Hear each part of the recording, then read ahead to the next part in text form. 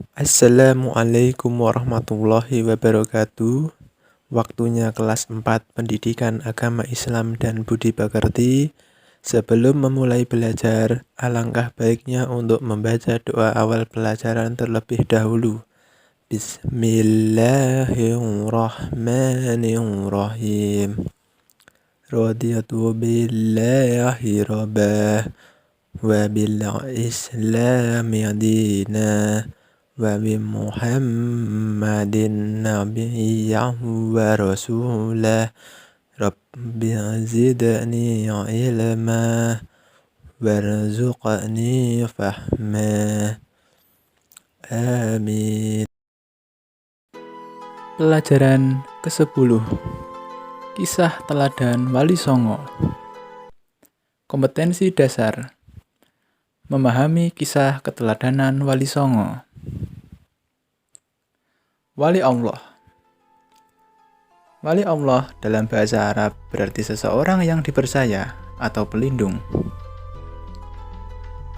Al-Quran menjelaskan bahwa wali Allah adalah orang yang beriman dan bertakwa.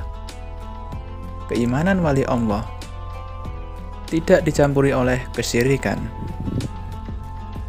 Mereka tidak mengakui kekuatan lain, misalnya batu, keris, tombak, senapan, dan lain-lain. Ketakwaan wali Allah tidak sekedar pengakuan, tapi keimanan mereka menghasilkan ketakwaan. Mereka melakukan apa yang diperintah oleh Allah Subhanahu wa Ta'ala dan menjauhinya apa yang dilarangnya. Kisah teladan Wali Songo. Sunan Gresik atau Maulana Malik Ibrahim. Nama aslinya Maulana Malik Ibrahim, disebut juga Sunan Tandes. Lahir di Samarkand, Asia Tengah. Teladannya adalah semangatnya mendakwahkan Islam. Banyak membela rakyat Jawa yang tertindas oleh Majapahit. Ia juga mengerjakan cara-cara baru bercocok tanam. Sunan Ampel atau Raden Rahmat. Menurut riwayat, ia adalah putra Ibrahim Zainuddin Al-Akbar dan seorang putri Campa yang bernama Dewi Condrowulan binti Raja Campa terakhir dari dinasti Ming. Sunan Ampel mengajarkan filsafah Molimo. Yang dimaksud dengan Molimo adalah tidak mau melakukan 5 perbuatan tercela, yaitu main, minum, maling, madat, madon.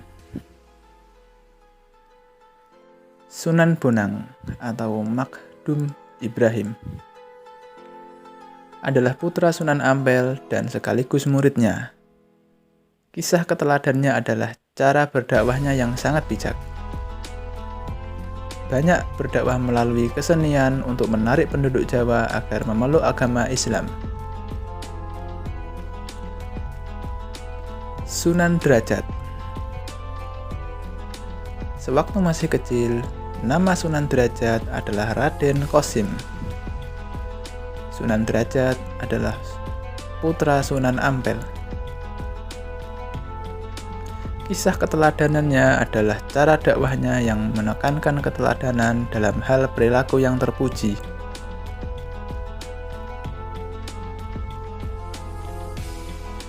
Sunan Derajat terkenal juga dengan kegiatan sosialnya, termasuk nyantunan anak-anak yatim dan orang sakit, kedermawanan, kerja keras, dan peningkatan kemakmuran masyarakat sebagai pengamalan agama Islam. Sunan Kudus.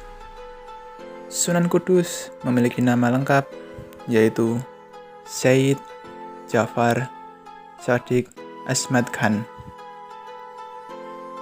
Sunan Kudus adalah putra Sunan Ngudung atau Raden Usman Haji.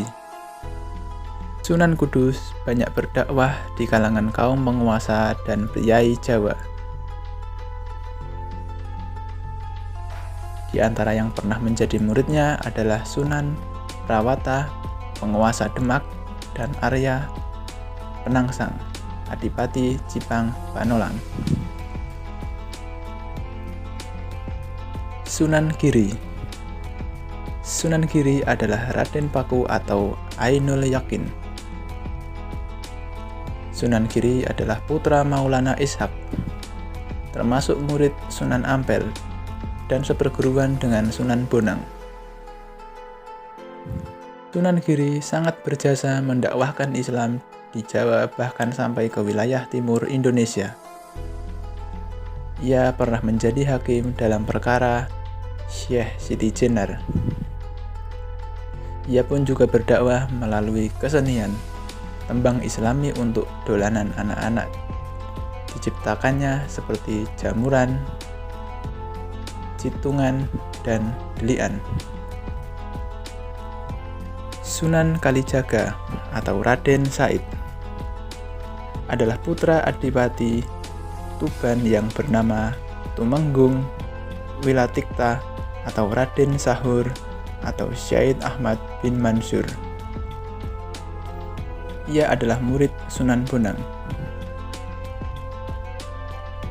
Sunan Kalijaga juga menggunakan kesenian dan kebudayaan sebagai sarana untuk berdakwah, seperti wayang kulit dan tembang suluk. Tembang suluk, ilir-ilir, dan gundul-gundul pacul juga dianggap sebagai hasil karyanya. Sunan Muria atau Raden Umar Said adalah putra Sunan Kalijaga. Ia adalah adik ipar Sunan Kudus. Tempat tinggalnya di Gunung Muria yang letaknya di sebelah utara kota Kudus, Jawa Tengah.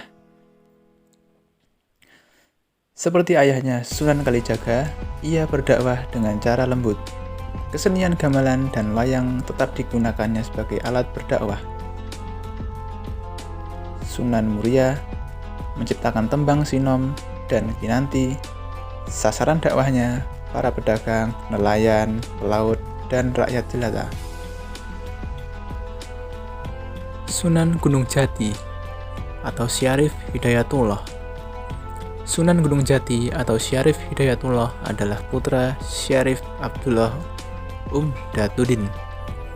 Ia berjasa mengembangkan Cirebon sebagai pusat dakwah dan pemerintahannya yang kemudian menjadi Kesultanan Cirebon. Anaknya yang bernama Maulana Hasanuddin juga berhasil mengembangkan kekuasaan dan menyebarkan agama Islam di Banten, sehingga kemudian menjadi Kesultanan Banten. Ia memberikan keteladanan yang baik dalam bekerja, sering ikut bermusyawarah dengan para wali lainnya di Masjid Demak pada pembangunan Masjid Agung Sang Cipta Rasa 1480. Sunan Gunung Jati juga melibatkan banyak pihak termasuk para wali lainnya dan sejumlah tenaga ahli yang dikirim oleh Raden Patah.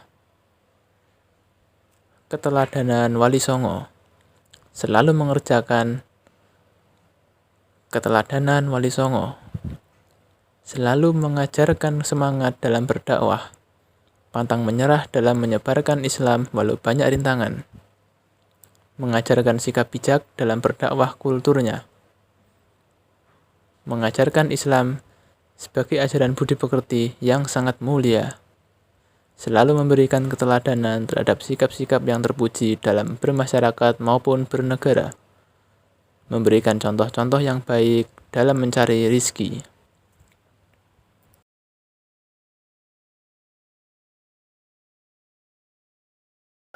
Mungkin itu yang dapat saya sampaikan. Bila ada kurang lebihnya mohon maaf. Bila ada tutur kata yang kurang berkenan, saya mohon maaf. Terima kasih. Selamat belajar. Wassalamualaikum warahmatullahi wabarakatuh.